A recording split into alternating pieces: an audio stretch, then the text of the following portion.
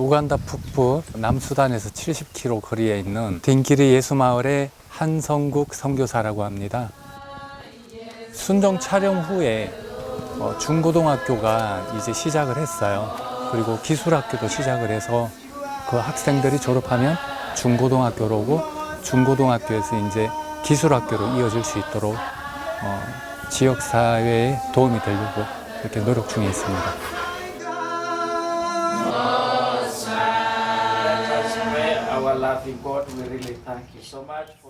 한성국 선교사는 학교 사역에 집중하고 있습니다.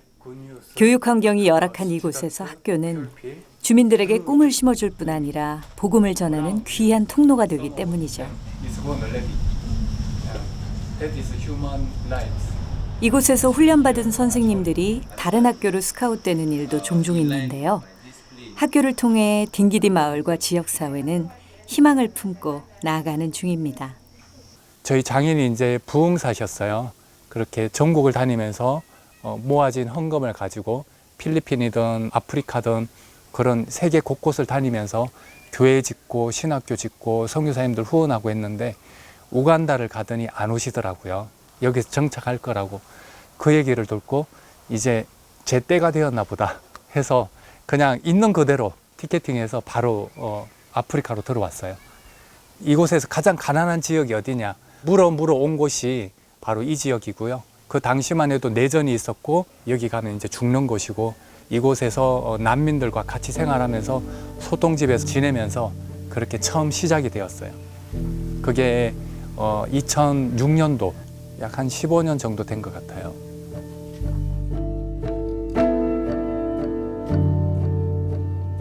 이제 목사님이 돌아가셨으니까 목사님을 뭔가 기념해야 될 게 있어야 될 것 같아서 킴스 크리스찬 프라이머리 스쿨로 이름을 지었고 그 후에 여러 단체와 교회와 개인들이 후원해 주셔서 30곳에 교회를 지었고 또 학교와 유치원을 지원해 주고 그리고 기술학교를 이제 시작하려고 해요.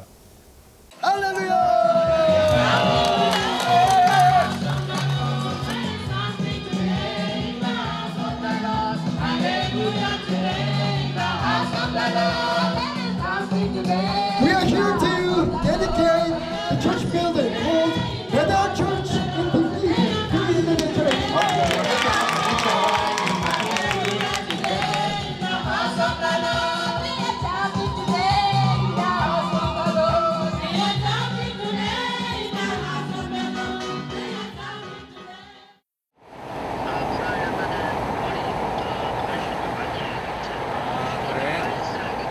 그래 한번 해봐 그렇게.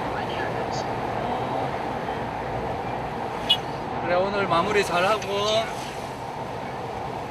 아빠 내일 또 전화해. 아빠 지금 운전 중이라서. 총각 하루 마무리 잘해. 빠이.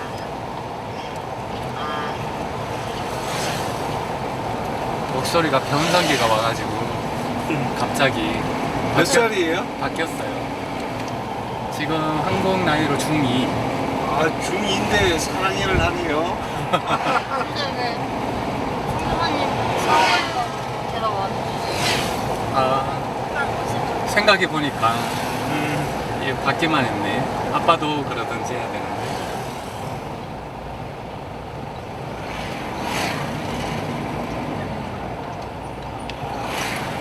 전화기 두고 갔나 봐요. 네, 기숙사 지금 어디 있나요? 여기 케냐, 케냐. 선교사 자녀 학교. 네. 네. 다음에 전화 오면 사랑해라고 해야겠네요. 이게 입에 잘 안 붙어 있어요. 가족은 늘 함께 있어야 한다고 생각했지만 선교지의 현실은 쉽지 않았습니다. 처음 이제 말라리아를 걸렸을 때 정말 고생이 많았어요. 드라이 시즌 40도까지 올라가거든요. 그 드라이 시즌에 몸이 막 오들오들 떨리는 거예요. 그래서 차 땡볕에 있는 차 안에 들어가서 막 이렇게 사우나 하듯이 그렇게 있고 병원에 가서 테스트를 했는데 이게 말라리아가 안 나왔어요. 초기라서. 그래서 이 몸살인가 보다 하면서 그렇게 시간이 일주일 지나 버렸어요. 뒤늦게 약을 먹고 그랬기 때문에 좀 고생을 했죠. 그렇게 시작된 말라리아가 지금까지 30여 차례, 지금은 세리지도 않아요. 말라리아, 사고, 또 코로나, 또 바이러스. 그러니까 순종하는 마음으로 왔지만 우리는 인생을 살아가고 있으니까 병이 없을 수가 없고 질병이 없을 수가 없는데 선교사님들이 잘 몸을 관리하면서 선교를 하면 좋지 않을까 싶습니다.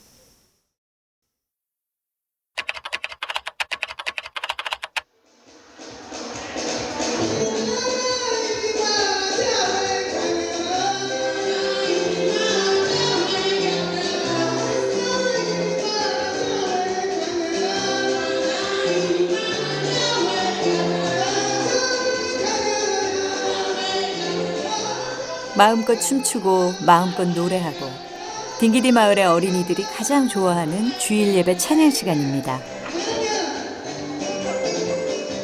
모두들 기쁜 마음으로 예배를 준비하는데요.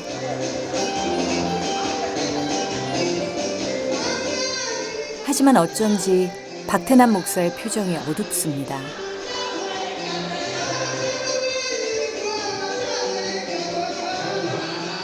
급기야 울먹거리기 시작하는 박태남 목사.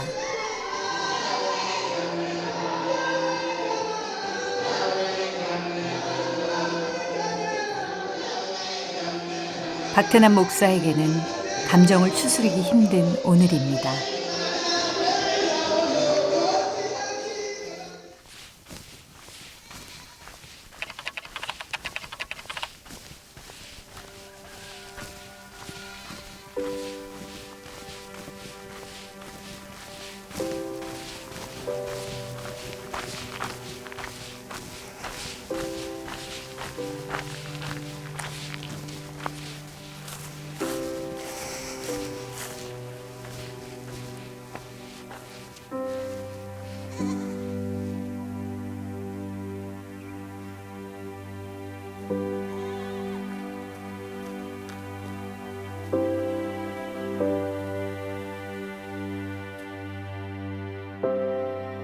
딩기디 마을 사람들을 위해 헌신하다가 세상을 떠난 김종성 목사의 묘가 있는 이곳에 이 땅에서 코로나에 걸려 제대로 된 치료도 받지 못하고 세상을 떠난 박창선 목사의 묘.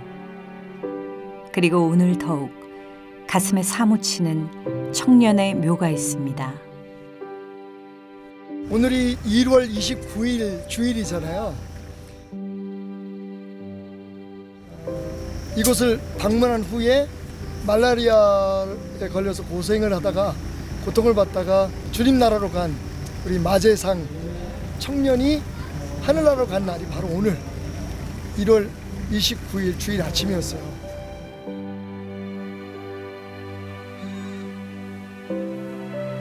오늘을 기억하는 사람은 박태남 목사만이 아닙니다.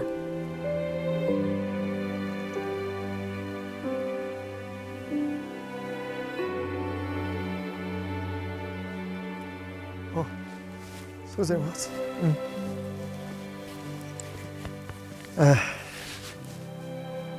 벌써 6년쯤 된 것 같아요. 그죠? 많이 힘들었지?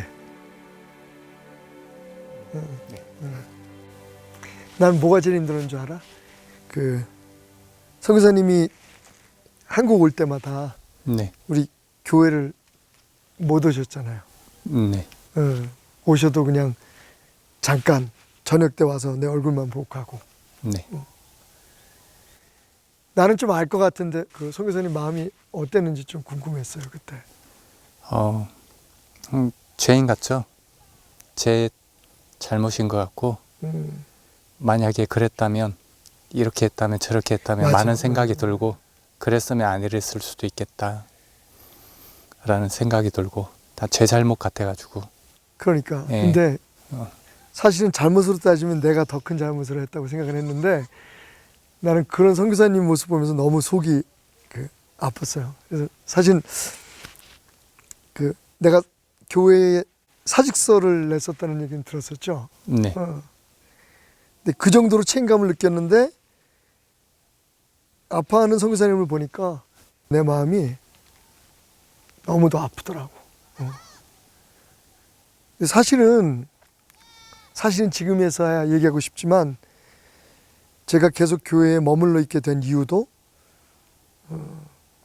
또 선교사님이 지금까지 이렇게 좋은 관계를 가질 수 있는 이유도 성도들은 오히려 우리를 많이 걱정했던 것 같아.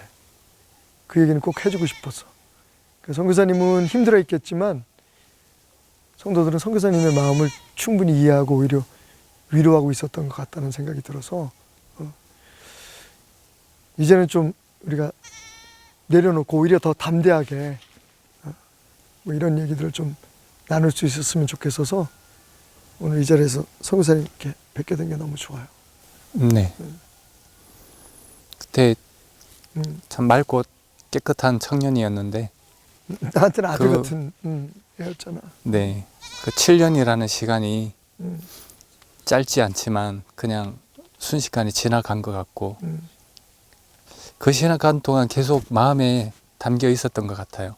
이렇게 자세히 사진을 본 것도 이번이 처음인 것 같아요.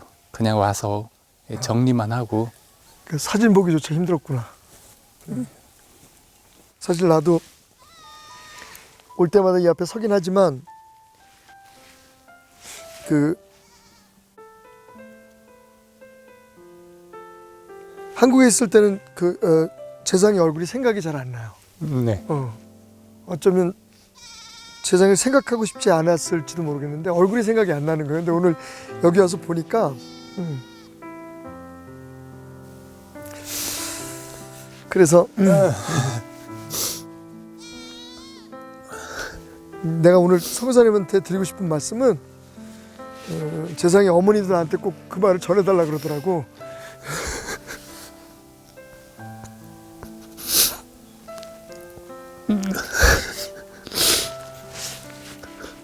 선교사님 잘못도 아니고 그 누구 잘못도 아니고 하나님께서 다 계획하신 일이기 때문에 아들이 이렇게 선교지에서 하늘나라 간 것에 대해서 당신은 자랑스럽게 생각한다고 앞으로 교회 오면 꼭 반갑게 인사했으면 좋겠다고 그리고 마시는 커피도 좀 타주고 싶다고 그런 얘기를 하면서 꼭 선교사님 마음이 좀 편안했으면 좋겠다고 우리 모두가 재상이를 하늘나라에 함께 보냈으니까 너무